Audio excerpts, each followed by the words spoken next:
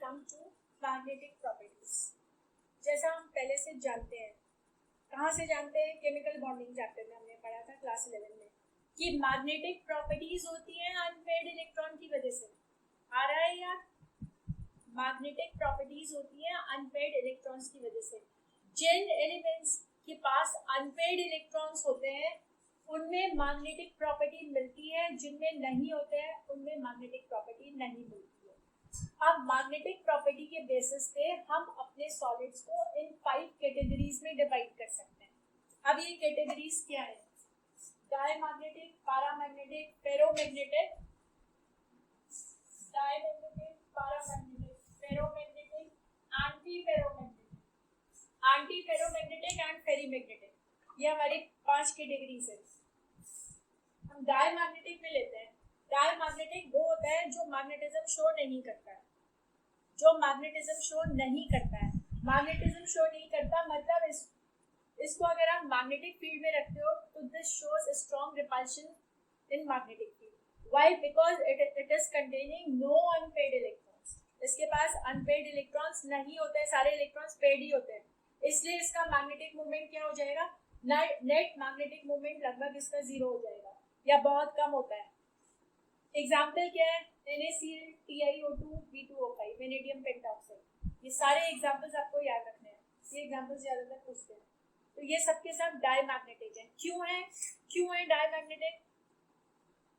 No unpaired electron shows strong repulsion in magnetic field, जबकि paramagnetic इसका उल्टा हो जाएगा, shows attraction in magnetic field. Feeble attraction होता है, फीबल रिपल्शन, फीबल अट्रैक्शन, और इसमें कम से कम एक अनपेयर्ड इलेक्ट्रॉन मिलेगा आपको। CO2 positive, Fe3 positive, TiO। ये इसके एग्जांपल्स हैं। Now coming to ferromagnetic, ferro stands for iron, ferrum, iron से बना है फेरो। तो ये आयरन के टाइप के मेटल्स हैं, सॉलिड्स हैं जो आयरन को कहीं ना कहीं रिजेंबल करते हैं, जैसे निकल और क्रोमियम भी मिलते जुलते हैं, ट्रांजिशन एलिमेंट्स हैं। ये क्या करते हैं? दे show a strong attraction in magnetic field, they show strong attraction in magnetic field. और ऐसा क्यों होता है? इतना स्ट्रॉन्ग अट्रैक्शन ये क्यों शो करते हैं अभी देखते हैं। इसका स्ट्रक्चर जाते हैं, इसके अंदर झांकने की कोशिश करते हैं कि ऐसा क्यों हो रहा है। पर पहले इसको देख लें। एंटी फेरो मैग्नेटिक मतलब इसका जस्ट उल्टा, ये स्ट्रॉन्ग अट्रैक्शन शो कर रहा है मैग्नेटिक फील्ड में, तो ये स्ट्रॉन्ग रिपल्शन शो करता है। यहाँ पर आयरन है तो यहाँ देखो Fe2O3 आयरन फ्री ऑक्साइड है, MnO2 Mn2O MnO। ये वाले एग्जांपल्स हैं एंटी फेरोमैग्नेटिक सब्सटेंसेस के। और जो फेरीमैग्नेटिक जो है उसमें स्ट्रक्चर वाइज फेरो और एंटी फेरो का कुछ मिक्सचर देखने को मिलता है। कैसे? जरा समझते हैं, फिर फेरीमैग्नेटिक पर वापस आते हैं। अब सबसे पहले तो आपको क्या ध्यान देना है? जैसे हमारे मेटल्स हैं, जैसे आयरन है या निकल है या क्रोमियम है, इस तरह के मेटल्स हैं। मेटल्स की टेंडेंसी होती है इलेक्ट्रॉन्स को लूज करने की,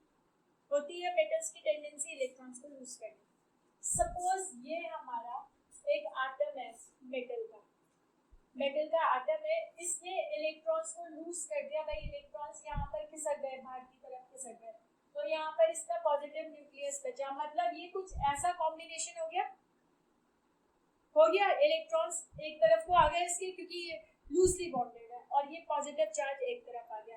इसको हम बोलते हैं डायपोल। होता है कि नहीं? ये दो पोलैरिटीज हो गई, डायपोल। और मैग्नेटिज्म की भाषा में इसको हम हायर लेवल पर आप पढ़ोगे, कुछ ये ग्रेन आ जाते हैं। These are also called grains। तो ये डायपोल्स है हमारे डायपोल्स है। जब हमारा एक नॉर्मल सा ऐसा सब्सटेंस होता है जिसमें मैग्नेटिज्म बिल्कुल नहीं है, उसके अंदर हम क्या एक्सपेक्ट करेंगे?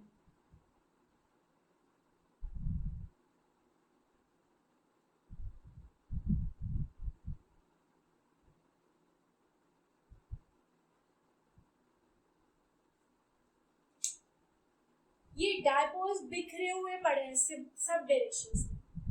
डायपोल्स सब डायरेक्शन में बिखरे हुए पड़े हैं और एक दूसरे के मैग्नेटिक मूवमेंट कितना था, कुछ याद आ रहा है? मैग्नेटिक मूवमेंट कितना होता है, पढ़ा था नहीं ये हमने? where n is number of unpaired electrons, n is number of unpaired electrons. जब इस तरह का कुछ होता है तो क्या हो रहा है हमारा, क्या हो रहा है, मैग्नेटिक मूवमेंट इसका लगभग जीरो आ रहा है या कैंसिल हो रहा है, net magnetic movement become zero, तो ये हमारा मैग्नेटिक नहीं है, ये मैग्नेटिक नहीं है। अब ऐसे सब्सटेंस को हमने, जैसे मान लो ये आयरन है, हमने इसको कहाँ रखा, मैग्नेटिक फील्ड में रख दिया, मैग्नेटिक फील्ड में रख दिया, और मैग्नेटिक फील्ड के इन्फ्लुएंस की वजह से इसमें क्या चेंज है,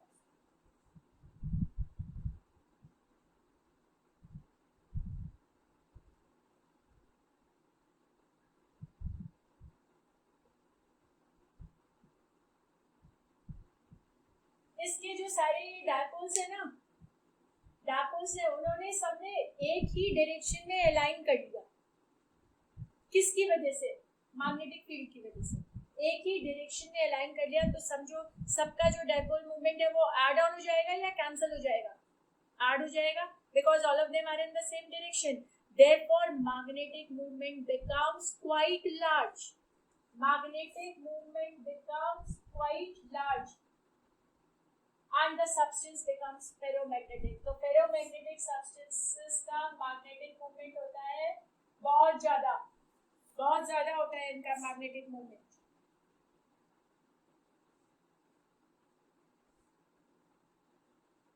अब दूसरी बात करते हैं हम एंटी फेरोमैग्नेटिक की।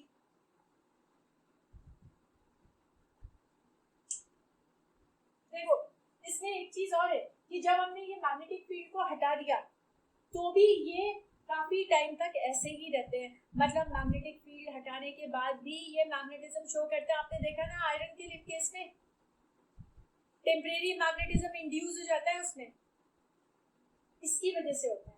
अब कुछ सब्सटेंसेस ऐसे होते हैं जिनको जब हम मैग्नेटिक फील्ड में रखते हैं तो वो ऐसे ही रहते हैं, मतलब उसके जो ग्रेन्स, उसके जो डायपोल्स हैं वो अलग अलग डायरेक्शन में छितरे रहते हैं, जिसकी वजह से नेट मैग्नेटिक मूवमेंट मिनिमम हो जाता है,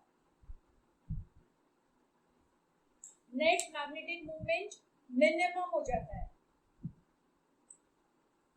या जीरो हो जाता है। इसको हम बोलते हैं एंटी फेरोमैग्नेटिक सब्सटेंसेस। और हमारे जो फेरीमैग्नेटिक होते हैं उनमें क्या होता है, देखो उनमें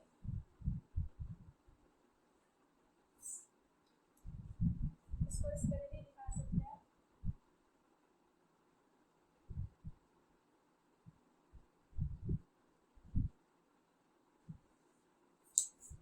ये क्या हुआ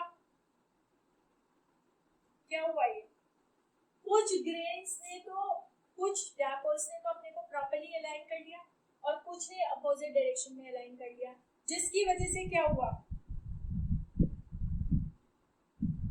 मतलब कुछ ग्रेन्स जो है, कुछ डायपोल्स जो है मैग्नेटिज्म को सपोर्ट कर रहे हैं और कुछ उसके एंटी हैं, ऐसे सब्सटेंसेस जो होते हैं जिसमें इस तरह की चीज देखने को मिलती है उनको बोलते हैं हम फेरीमैग्नेटिक। They are called फेरीमैग्नेटिक। समझ गए, ये फेरीमैग्नेटिक है। और इसका जो सबसे इंपॉर्टेंट एग्जांपल है वो है Fe3O4 and इसका net magnetic movement is less than net magnetic movement of ferromagnetic substances. मतलब इससे तो ज्यादा होता है, ये तो जीरो है, इससे तो ज्यादा होता है पर इससे कम होता है, क्योंकि इसमें तो डायपोल्स इस तरह के हैं, बिल्कुल भी अलाइन नहीं है, इसमें सबके सब अलाइंड है, इसमें फेरीमैग्नेटिक में कुछ अलाइन है कुछ अलाइन नहीं है, कुछ अलाइन है और कुछ अलाइन नहीं है। ठीक है, समझ गए ये चीज समझ गए हो। अब थोड़ा सा हम इन तीनों के बारे में और पढ़ते हैं, चलो देखते हैं इन तीनों के बारे में, थोड़े से पॉइंट्स और डिस्कस करते हैं। चलो जरा इसको देखते हैं। हम ऑलरेडी इसको पढ़ चुके हैं कि डायमैग्नेटिक को जब हम मैग्नेटिक फील्ड में रखते हैं तो इसमें फीमेल रिपल्शन होता है, मतलब इसमें जो मैग्नेटिज्म डेवलप होता है वो opposite to direction of magnetic field होता है, जबकि यहाँ पर फीबल मैग्नेटिज्म अट्रैक्शन वाला डेवलप होता है in the direction of magnetic field. और ये तो आपको पता ही है कि बहुत ही ज्यादा मैग्नेटिक होते हैं, strongly attracted by a magnet. अब यहाँ क्या हो रहा है, जब हम ये हमारा नॉर्थ और ये हमारा साउथ और हमने यहाँ पर कोई डायमैग्नेटिक सब्सटेंस रख दिया,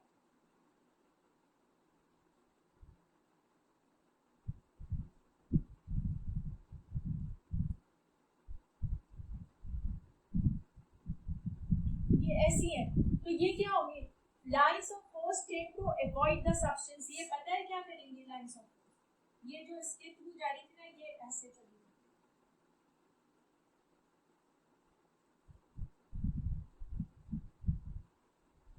दे आर अवॉइडिंग द सब्सटेंस। जबकि यहाँ क्या होता है, यहाँ पर आपका फिर से नॉर्थ और साउथ है, ये सब्सटेंस है,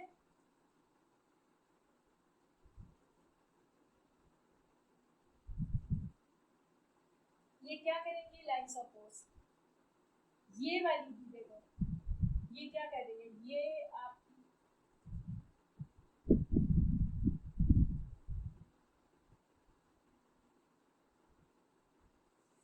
इसके थ्रू चली गई और इसके अंदर तो एक क्राउड ही होने की कोशिश करती है।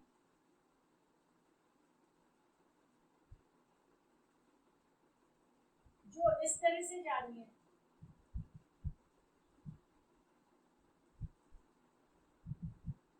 वो क्या करेगी,